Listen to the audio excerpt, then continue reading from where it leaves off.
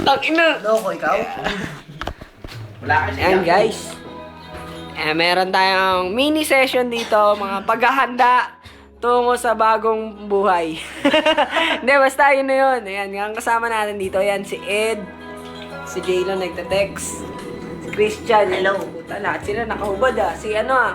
Terence. Okay. Si, ikaw si... Pogi. Inside! Takina mo, Shider yun.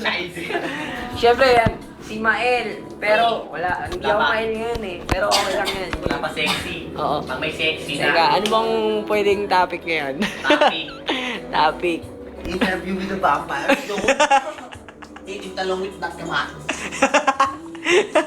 Teka, parang may kulang ah. Asan na yung isa dito? Andun si Neneng Hilik. Nangisinilig-ilig. Si Ani, tangina. Ay, Hani, ano ba yan, Hani? Ala, ay oo nga, no, mukha arang masama.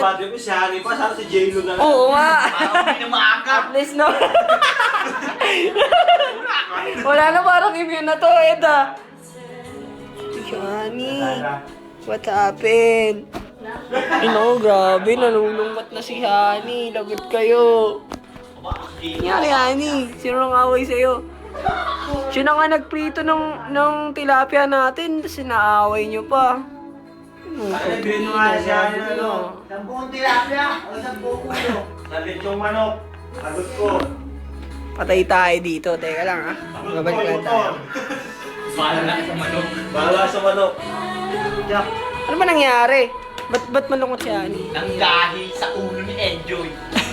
Ano ba meron sa Kasi pinatrip niyo isang kasawa ko eh. Ang asawa. Amuin mo Ed. Amuin na yung Ed Isa dyan. na nga lang asawa niya. Patay tayo dyan. Nasa ulo.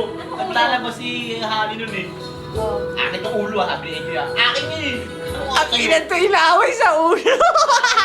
Ang dami-dami ulo. Naalala ko pala, 3 ulo. Ay kung may dalawa pa dito. Hindi, dalaw kasi isa lang yung ulo. Pwede pa yung dalawa. Kaya nakikipag- Dalawang buntot, ano, isang ulo. Hindi, ulo sa ulo ka. Teka lang Buntot guys, sa buntot yung ka. ulo nung isda.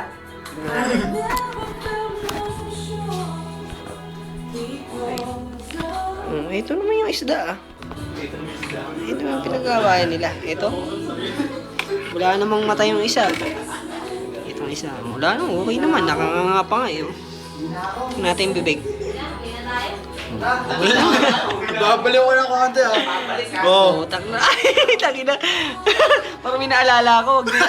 Sige. Bakit? Hindi, masyadong sticky oh. Oo, grabe kayo. Ano na rin, pinasamahan nila yung loob ni Ani nung dahil sa ulo ng isda. Ang dami-dami ulo eh.